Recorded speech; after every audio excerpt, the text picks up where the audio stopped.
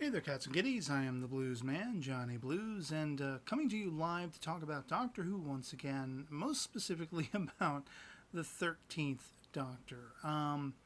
This is something that was actually suggested to me in my Dr. Falls review in the comments, and I thought I would have my hand at discussing it because, it's something I haven't really touched upon that much. It's not something I actually have followed all that closely. I have heard the names, Chris Marshall and Phoebe Waller-Bridge discussed amongst my friends and things of that nature, and I really haven't been largely that familiar with either of them. It's mostly, something I've had to research a little bit since this topic was raised as something I might discuss, and so I thought, I'd throw my 2 cents out there in this video discussion. As I say, I haven't been largely familiar with the filmography, the works of either of these two actors, and took to YouTube to seek out video clips and things of that nature from both of them, and I wound up finding myself somewhat excited about either choice, really. I've never been somebody who had a problem ultimately with the female incarnation of the Doctor being something, conceivable. We've already had that with Missy, the female incarnation of the Master, and that was fine. I loved Michelle Gomez in that role. And it was always, looking at like a female incarnation of the Doctor, it was always down to who they might cast, as to whether I would love her or hate it, that kind of thing. And in looking at clips of Phoebe Waller-Bridge, there's something about her that immediately excites me about her potentially playing the Doctor. There's something about her. I kind of, want to equate it back to a classic Doctor as to what I'm reminded of in some of her performances. Clips I've seen from her series Fleabag, I believe is the title of it. She very much sort of embodies to me in her dramatic prowess, her comedic timing, her dry wit, as being very closely relatable to the Fourth Doctor, to Tom Baker. Sort of, I guess you could say, a modern female incarnation of that type of Doctor. At least is what I think she would be capable of. I think she would actually be pretty damn spectacular if she were cast. That kind of thing. And similarly with Chris Marshall, in looking at clips of his work from, I think, the series Death in Paradise, there's an affability about him. He has the same prowess, with comedic timing, that kind of wit, and as well as dramatic work. I think that was an investigative drama series with a little bit of dark humor put into it or something. And he, embodied to me sort of being reminiscent of what you might, equate to being a modern series equivalent to the Patrick Troughton Second Doctor. Now, the Second Doctor, the Fourth Doctor, Troughton, and Baker, these are some of my favorite actors who have ever portrayed the Doctor. I mean, it's a win-win scenario. I'm left at the end of the day thinking in terms of either of these potential actors if they were cast. And I've heard rumors that there might be a multi-regeneration story at Christmas time or something along those lines. Take that with a grain of salt. I have no idea whether that's even conceivable. But if that were the case, I would love to see both of these actors playing the Doctor. Whether it be, Phoebe Waller-Bridge plays the Doctor in an in-between regeneration, and then Chris Marshall takes on the series proper for Series 11, or vice versa. In either, incarnation or iteration, in either aspect, either one of these actors would be pitch perfect in the role, I think. I wouldn't be upset with either of them. They are both spectacular performers. They are both hilarious when they want to be, and dramatic. They have the chops and the prowess, and I absolutely think either one of them would be pitch perfect. I have no problem with either of them. Now, another aspect to the conversation as it was raised to talk about this topic is, who would my dream Doctor be, actor or actress, to play the Doctor? And I had three names occur to me.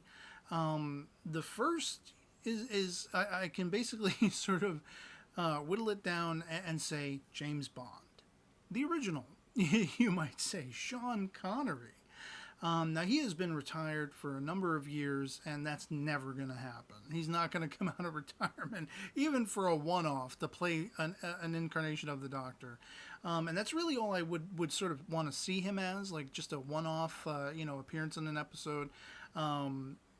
It would kind of, to my mind, be equivalent to like the War Doctor Mark II with the gravitas there, being on par with John Hurt, that kind of thing. And I would actually be really intrigued to see what he would do for just a limited span to play the Doctor. The second name that comes to me is somewhat emotional for me because this is somebody that goes back to my childhood as being one of my earliest inspirations. That is Robin Williams, whom unfortunately in the last few years we lost. And I still haven't quite got over that with how much influence and weight he held in my life. How inspirational he was. I laughed myself silly watching Mork and Mindy as a kid, and a lot of people don't know that he was a right geek, just like most of us.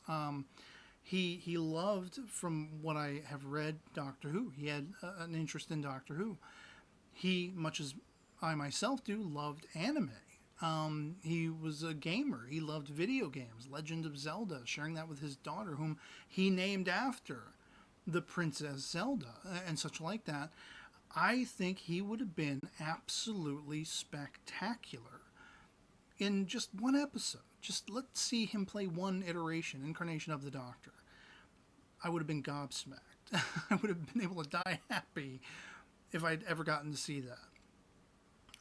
The third name that came to me is a Doctor of old that we just haven't seen on screen enough. And if that didn't already give you the tip of the hat, let me just lay it out brass tacks. We got him in The Night of the Doctor for an extra, 8 to 11 minutes? Paul McGann as the 8th Doctor. Not to disparage Big Finish at all. We have plenty of audio adventures starring Paul McGann as the 8th Doctor. But I want to see him on screen. If not for the entire length of a full series, at least a 2 to 3 parter. Even perhaps going up alongside whatever the modern iteration of the Doctor might be, the 13th incarnation. Whether he's in his Night of the Doctor costume, whether he's in his Big Finish costume, I don't care. I just want to see Paul McGann again for longer than the length of Night of the Doctor and the 1996 TV movie. I think we deserve that. And that always spins me off into companions I would love to see, especially from the classic series return.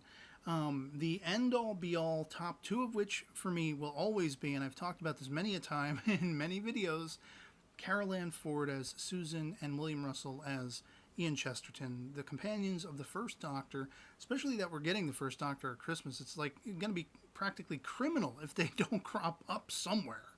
But it would be a timey-wimey mismatch because that's probably, the First Doctor during the last story, the 10th Planet that he was ever in, so it probably wouldn't work.